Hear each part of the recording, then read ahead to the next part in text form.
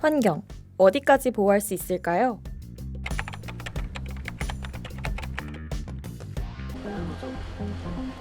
가끔씩 우리는 개인의 노력이 효과가 없다고 생각합니다. 그리고 나 하나쯤은 괜찮겠지 하는 생각으로 환경을 생각하지 않고 행동하죠. 때로는 환경을 위해 분리배출을 하고 쓰레기를 줍기도 하지만 개인의 노력이 환경에 어떠한 도움을 주는지는 아무도 알려주지 않습니다. 과연 우리가 분리배출을 잘하고 재사용을 하면 정말 환경에 도움이 될까요? 네, 환경 보호에 대해서는 이제 사람들이 어느 정도 다 공감을 하고 있는 것 같아요. 특히나 코로나를 겪으면서 더 그랬고, 지금 그냥 일상에서도 다양한 이상 기후 현상들도 나타나고 있어서 그래서 환경의 보호가 필요하구나라고 인식하는 것 같아요. 그런데 그게 이게 인지적인 공감대는 굉장히 높은 것 같지만 저 밑에서 정말 정서적인 공감대는 아직 그만큼 인지적인 공감대를 따라가지 못한다라고 생각을 합니다. 그래서 사실 일부 친환경적인 행동을 적극적으로 취하는 학생들, 친구들을 보면 저렇게까지 해야 돼? 좀 유별난 거 아니야? 이렇게 생각을 하는 것이 사실인 것 같습니다.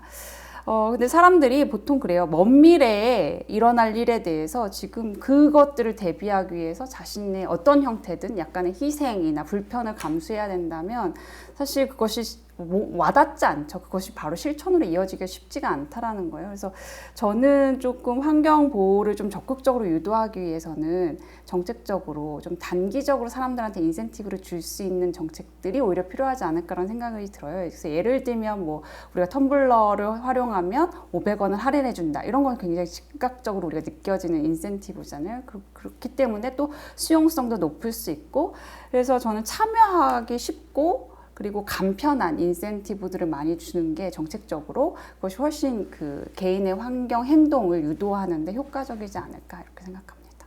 우리나라에 사실 아쉬운 부분이 우리 초등학교, 중학교, 고등학교에서의 환경 교육이 상당히 좀 선진국하고 비교해서는 상당히 좀 낮은 수준이라고 볼 수가 있겠습니다.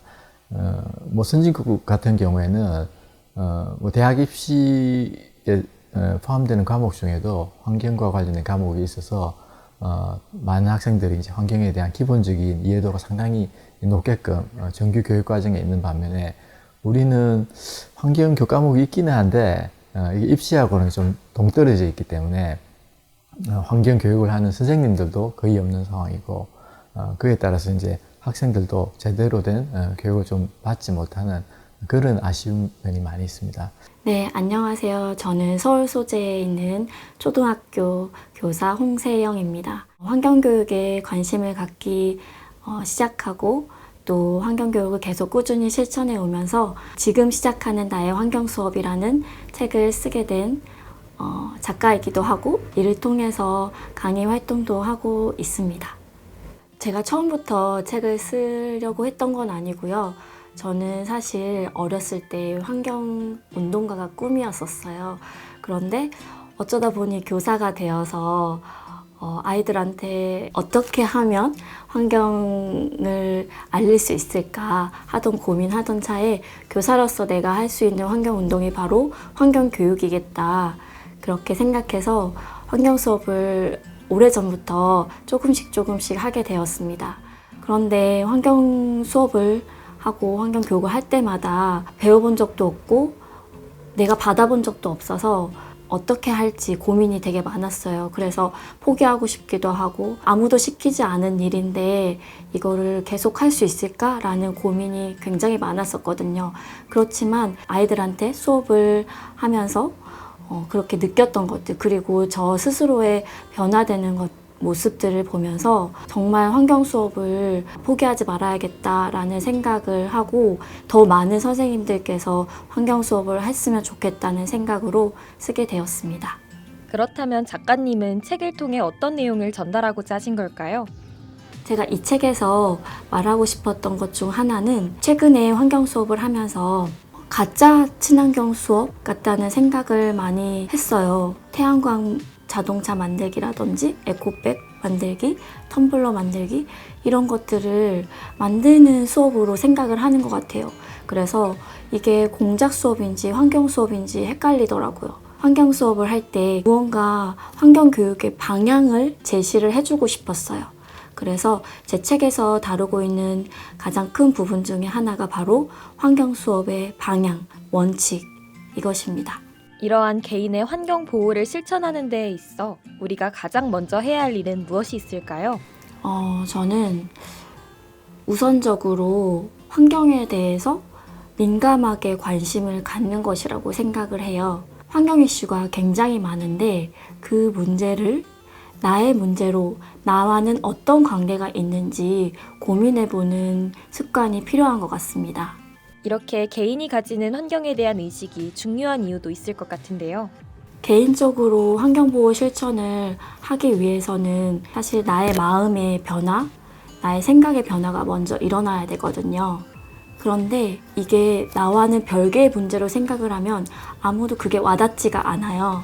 그래서 환경 문제를 나의 문제로 받아들이는 게 굉장히 중요합니다. 나를 지키려면 우선 내 주변의 환경을 지켜야 되거든요. 환경 문제가 내 문제가 되고 나를 지키려면 내 주변의 환경을 지키지 않을 수 없게 되는 것이죠. 기후위기 시대에 사람들이 많이 걱정을 하고 분노감을 느끼거나 우울감을 느끼기도 하잖아요. 내가 이렇게까지 한다고 해서 무슨 의미가 있을까? 라는 생각을 하게 되기도 해요. 그냥 다른 사람들처럼 그냥 편하게 살면 되지, 귀찮게. 그렇게 안 살아도 되잖아 라고 생각을 하잖아요. 김사나의 야생학교라는 책에서 어떤 문구를 발견하게 되었는데요. 일관된 반환경적인 사람보다 비일관된 친환경적인 사람이 낫다 라는 문구였습니다. 그 문구가 참 위안이 되더라고요. 그래서 저는 나의 인생에서 환경을 빼놓을 수 없겠구나, 환경을 의식할 수밖에 없겠구나 라는 생각을 했습니다. 저는 환경을 의식하는 삶을 살기로 하였습니다.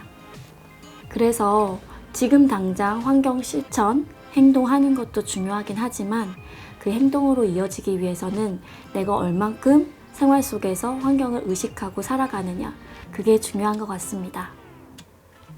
이렇듯 개인의 노력은 우리가 생각하는 것보다 강한 효과를 주기도 합니다. 누군가는 지금도 환경을 위해 노력하지만 누군가는 여전히 길에 쓰레기를 버립니다.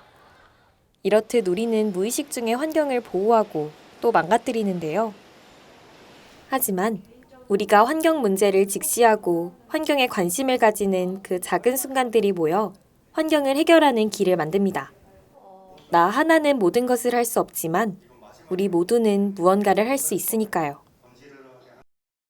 아무래도 이제 환경 정화에 관심이 있는 분들이라면 회의감을 한 번씩은 다 느꼈을 것이라고 생각해요. 제가 하는 노력을 제 주변 친구들이나 어머니, 아버지, 지인분들이 보시고 너는 왜 그런 걸 하냐라고 물었을 때 회의감에 잠깐 이제 주춤하다가도 이제 뉴스에 바다 사자가 플라스틱이 목에 껴가지고 구조돼서 치료받는 뉴스 보면 그래도 다시 내가 움직이면서 선한 영향력을 퍼뜨려야지 이 생각하면서 제가 이러이러해서 합니다 라고 하면 이제 인식이 퍼져 나가는 게 제가 느껴지거든요.